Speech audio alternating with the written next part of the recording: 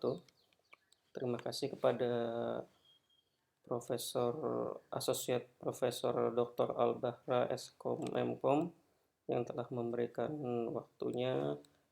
Untuk kesempatan pada kali ini, saya akan coba melakukan review jurnal dengan judul NoSQL Implementation of a Conceptual Data Model UML Class Diagram to a Document Oriented Mode yang ditulis oleh Aben Makhlouf dari Computer Networks Mobility and Modeling Laboratory, Faculty of Science and Technology, University Hasan dari Maroko. Jurnal ini merupakan jurnal yang diterbitkan di International Journal of Database Management System (IJDMS) volume 10 nomor 2 bulan April tahun 2018. Untuk presenter, saya adalah Nanang Sutisna, seorang mahasiswa magister di Universitas Saraharja. Baiklah, untuk agenda hari ini yang akan kita bahas adalah yang pertama terkait abstrak, kemudian introduction, kemudian document oriented model, kemudian the rules for passage from a CDM to LDOM, kemudian example of creation of a DOM, dan conclusion. Untuk abstrak, sebagaimana kita tahu bahwa relational database memiliki keterbatasan yang tersendiri terutama terkait dengan exponential increase-nya. Dan pada jurnal kali ini, si penulis mengusulkan suatu pendekatan, yaitu dari CDM, Conceptual Data Modeling, yang menggunakan UML Class Diagram.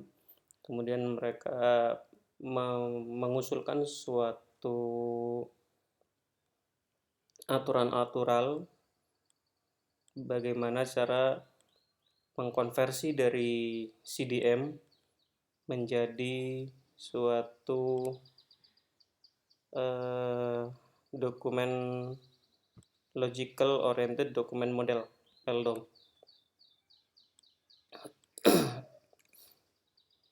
Kemudian yang pertama kita akan bahas untuk NoSQL as a solution. Jadi untuk SQL sendiri ini memiliki banyak keterbatasan. SQL secara tradisional memiliki keterbatasan. Oleh karena itu dibutuhkan suatu solusi di mana yang ditawarkan adalah NoSQL sebagai solusi untuk database dengan volume yang lebih besar, kemudian varietas tipe datanya yang lebih bervariasi, kemudian kecepatan perkembangannya, kemudian data variabelnya yang dibutuhkan untuk di manage. Ini dibutuhkan suatu NoSQL.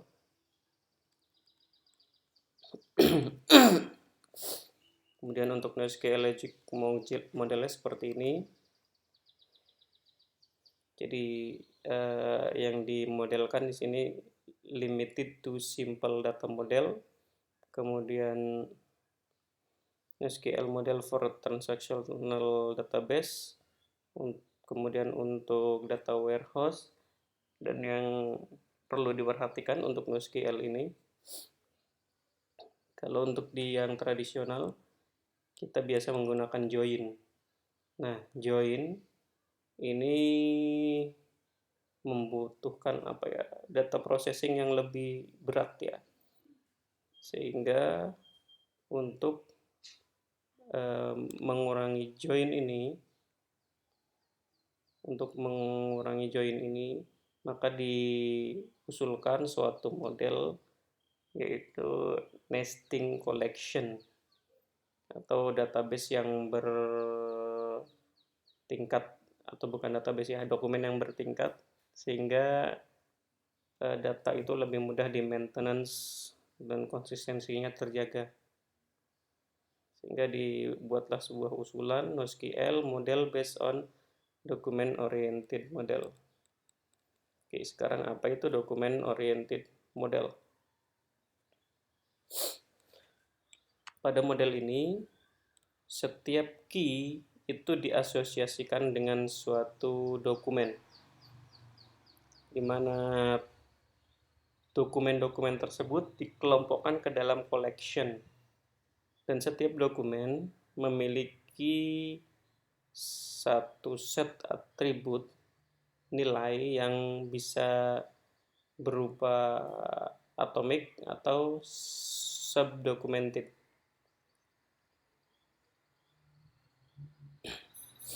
Jadi untuk skema dari NoSQL database sendiri bisa diambil dari conceptual data model.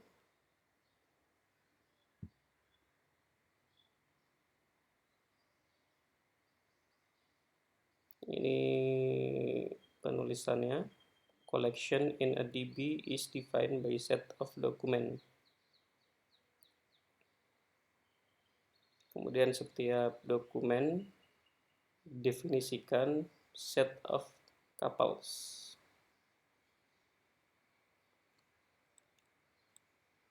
Oke, kemudian untuk aturan-aturannya yang diusulkan oleh si penulis untuk mentransformasikan dari conceptual data model menjadi logical document oriented model adalah sebagai berikut. Yang pertama, untuk sebuah kelas dengan atribut, each class is transformed into collection. Jadi untuk setiap kelas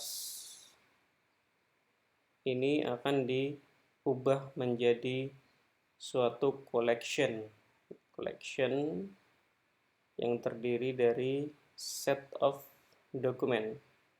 Kemudian atributnya akan ditransformasikan jadi atribut dalam setiap dokumennya, sehingga jadinya seperti ini.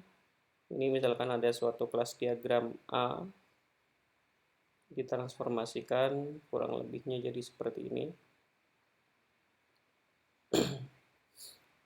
Kemudian untuk yang kedua ada aturan terkait asosiasi one to one.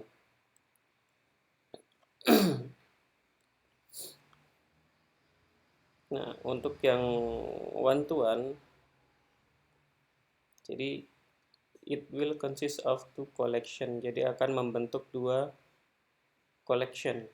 Akan terbentuk dua collection kelas A dan collection kelas B dengan migration of the primary key of one of the two collection to become a foreign key in the other collection.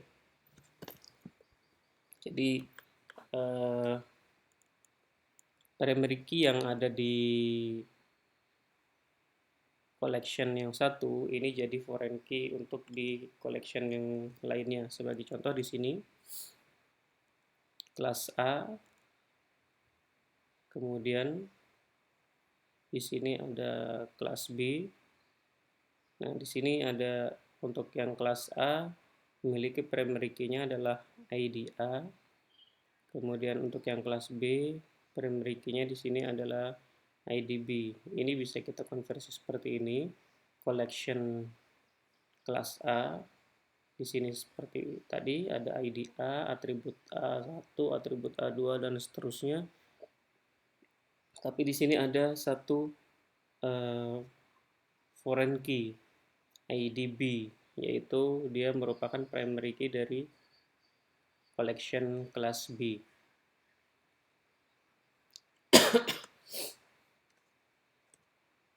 Nah, ini association one to one lagi. Perbedaannya kalau yang tadi ini menggunakan document oriented model with join.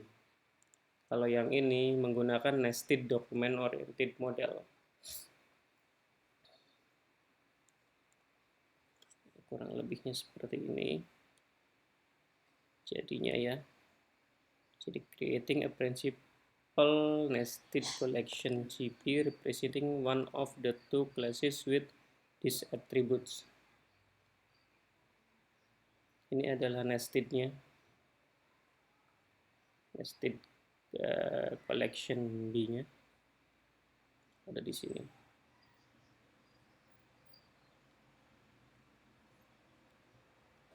Oke, ini untuk kemudian yang selanjutnya adalah association one to many. Nah, kalau yang one to many kurang lebih sama seperti yang tadi juga ya. Jadi ada primary key yang menjadi foreign key di sini. Kita bisa lihat di sini ada ID A yang merupakan primary key dari collection kelas A.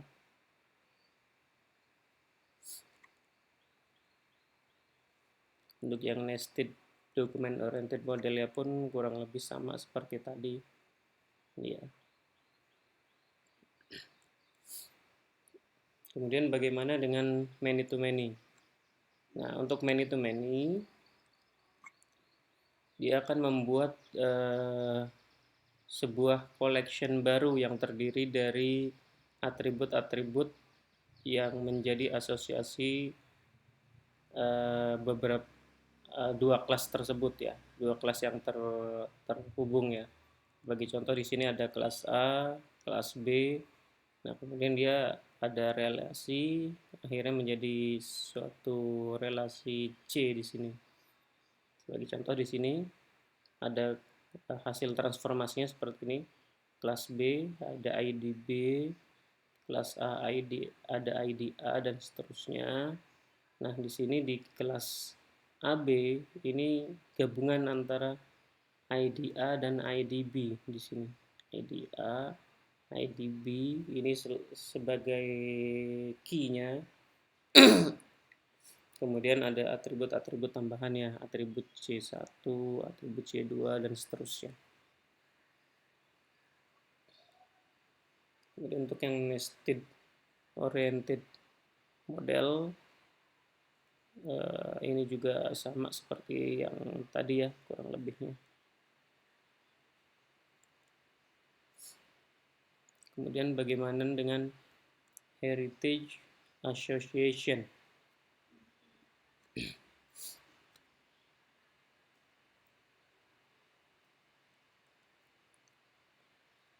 Ini sebagai contoh, kelas A merupakan turunan dari kelas C dan kelas B merupakan turunan dari kelas C juga. Cara konversinya seperti apa? Ini seperti biasa, kelas C, ID C dan seterusnya. Kemudian kelas A, ID A, cuman di sini ada ID C-nya ya, selaku parent-nya. Dan yang B juga sama, ada ID C-nya selaku parent-nya.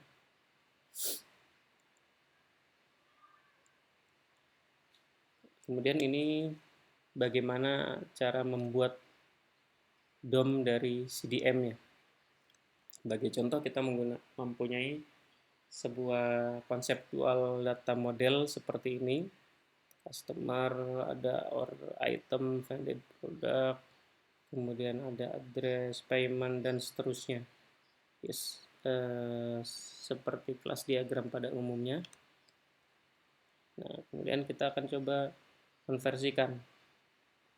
Nah, ini adalah hasil dari logical document oriented modelnya.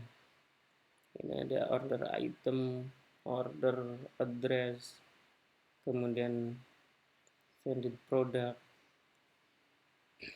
Ya, ini adalah hasil dari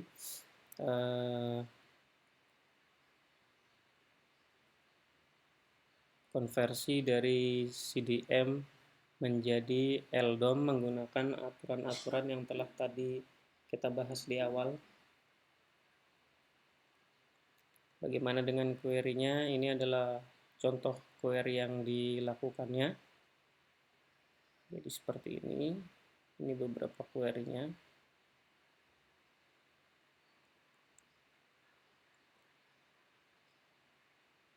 Oke, itu beberapa query-nya.